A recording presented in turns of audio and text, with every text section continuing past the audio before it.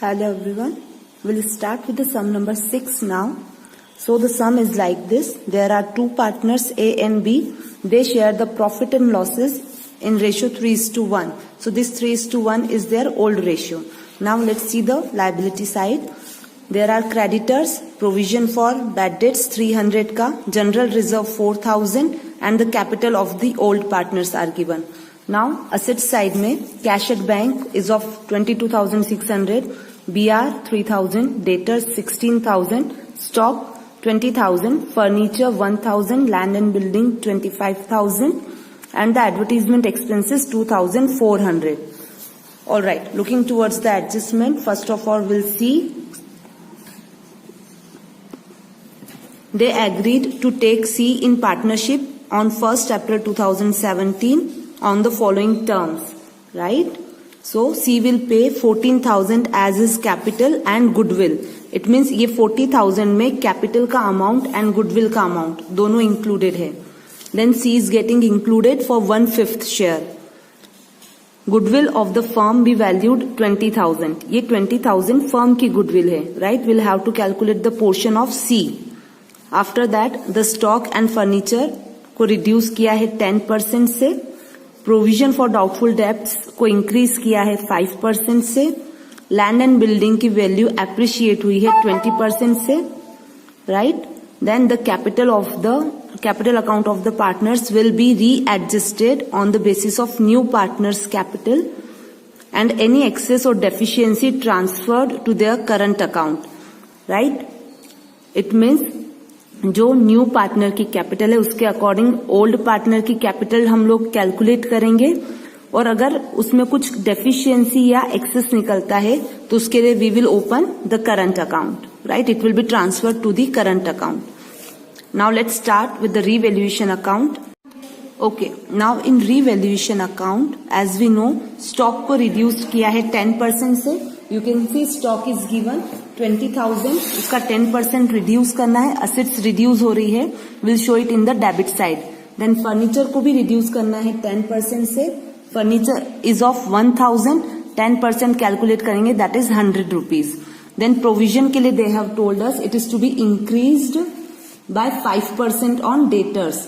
तो डेटर्स है 16,000, उसका 5% आप कैलकुलेट करोगे तो you will get the amount 800.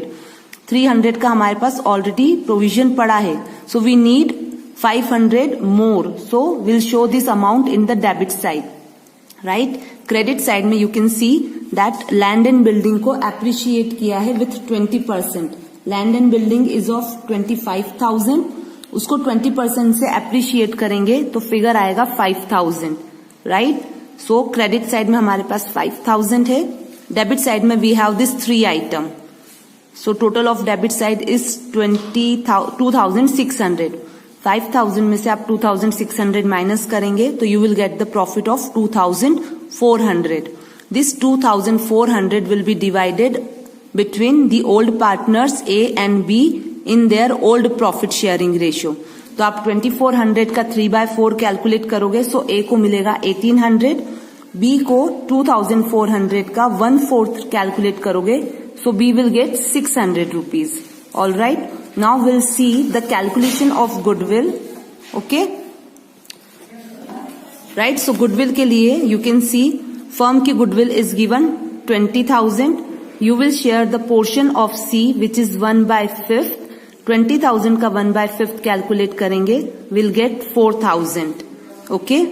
Now अब यहाँ पर कोई भी इंफॉर्मेशन नहीं दे रखी है, सिर्फ ओल्ड रेशियो दिया है एंड सी का रेशियो दिया है, पोर्शन दिया है. तो इन दैट केस जब भी कोई इंफॉर्मेशन नहीं होती है, इन एब्सेंस ऑफ इंफॉर्मेशन जो ओल्ड रेशियो होता है that is equal to sacrificing ratio, right.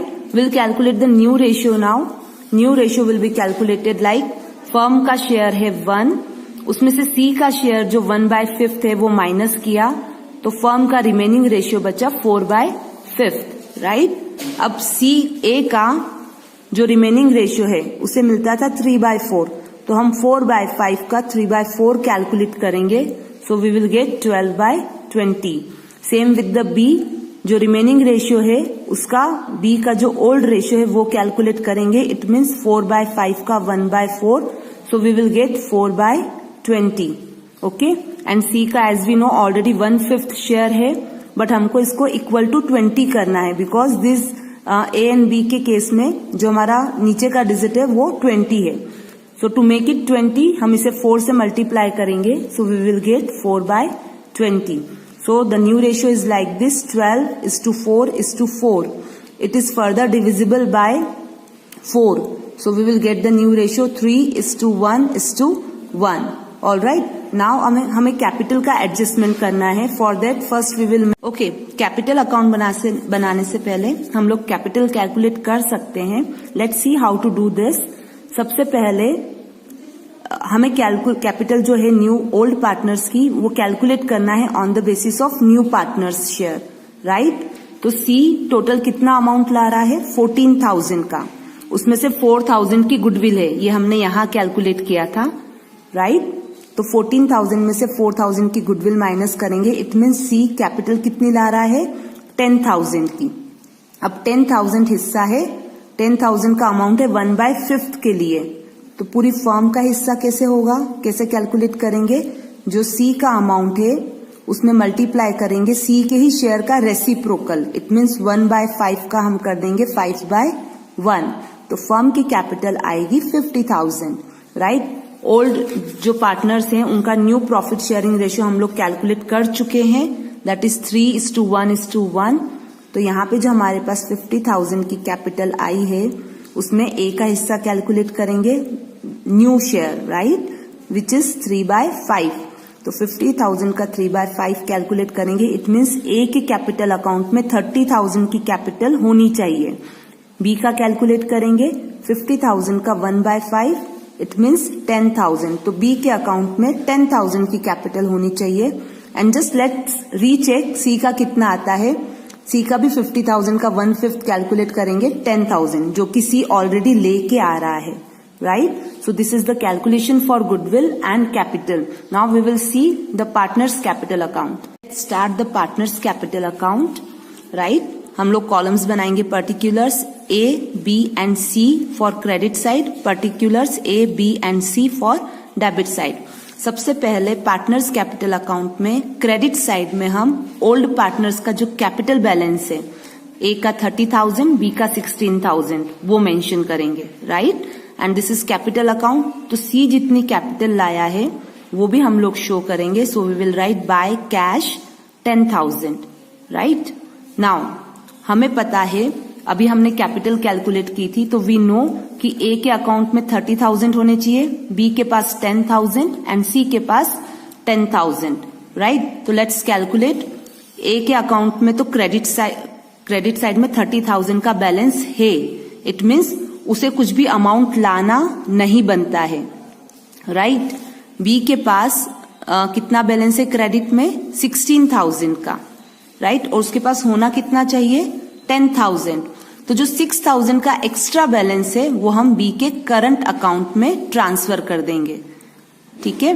अगर आपको ये समझ में नहीं आता है तो आप सिंपली एक काम कर सकते हो. यहाँ 16,000 है, यहाँ आपको 10,000 का बैलेंस चाहिए, तो 6,000 आप यहाँ पे लिख दो बी के कॉलम में with the name current account. और इसके पीछे लॉजिक ये है कि बी के पास 16,000 का बैलेंस है एंड उसके पास होना कितना चाहिए 10,000. इट मीन्स ये जो 6,000 है ये हम उसके करंट अकाउंट में ट्रांसफर कर देंगे. राइट. देन सी के इसमें 10,000 का बैलेंस है, होना भी 10,000 का चाहिए. Right. So there is no need to ask for extra money, या हमें कुछ भी ट्रांसफर करने की जरूरत नहीं है. Now let's see the partners capital account. First of all partners capital account में जो रीवैल्यूएशन से हमने प्रॉफिट जनरेट किया था, ए के लिए 1800, बी के लिए 600, वो मेंशन करेंगे. ओके. देन ये वाला जो आइटम है ये अभी के लिए आप छोड़ दीजिए. उसके बाद बैलेंस शीट में जनरल रिजर्व दे रखा था विच वॉज ऑफ ₹4,000. तो ये जनरल रिजर्व ए और बी के बीच में उनके ओल्ड रेशियो में डिस्ट्रीब्यूट होगा. ओके. राइट. सी को कुछ नहीं मिलेगा because he is the new partner.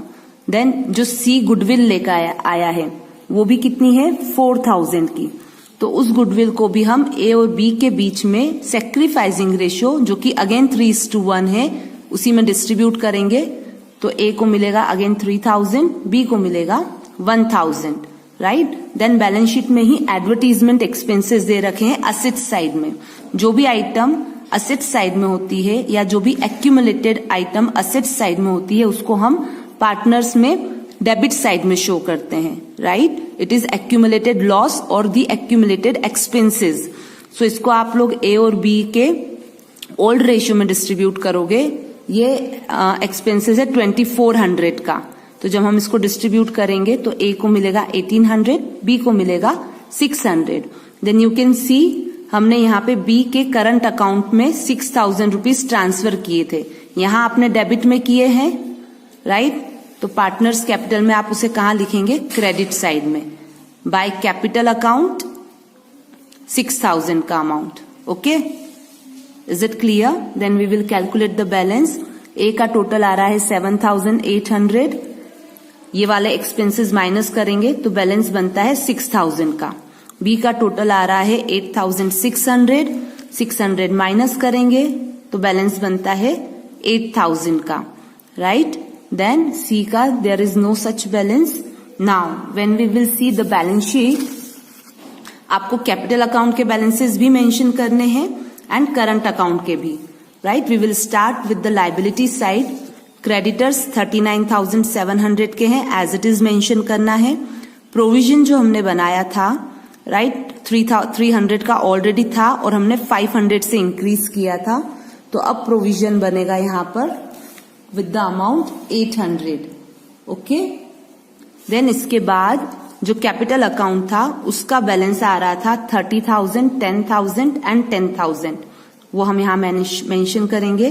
Then उसके बाद पार्टनर्स में बैलेंस आ रहा था ए एंड बी का 6000, you can see A and B का 6000 एंड 8000, उसे भी यहाँ पे शो करेंगे 6000 एंड 8000। एंड दिस वे हमारा लायबिलिटी साइड कंप्लीट होता है। असेट्स में देखते हैं, असेट्स में कैश का बैलेंस 22,600 था, 10,000 की सी कैपिटल लाया और 4,000 की गुडविल लाया, तो उसका टोटल हो जाता है इन तीनों आइटम का 36,600। बीआर हमारे पास 3,000 के थे, एज इट इज मेंशन होंगे। डेटर्स 16,000 के एज इट इज लिखेंगे। आप चाहें तो ये प्रोविजन का अमाउंट यहां से माइनस करके भी लिख सकते हैं, ओके। स्टॉक 20,000 का था, उसमें से 2,000 कम हुआ था, तो करंट वैल्यू बची 18,000। फर्नीचर 1,000 रुपीज का था, वैल्यू डाउन हुई 100 से, तो हमारे पास रिवाइज्ड वैल्यू बची 900। लैंड एंड बिल्डिंग 25 के थे और 5,000 से वैल्यू और बढ़ गई, तो हमारे पास रिवाइज्ड वैल्यू आई 30,000। Now will get the total of balance sheet, so we'll get 1,04,500. This was the sum number 6. Now in the next session we will start with the sum number 7. Thank you very much.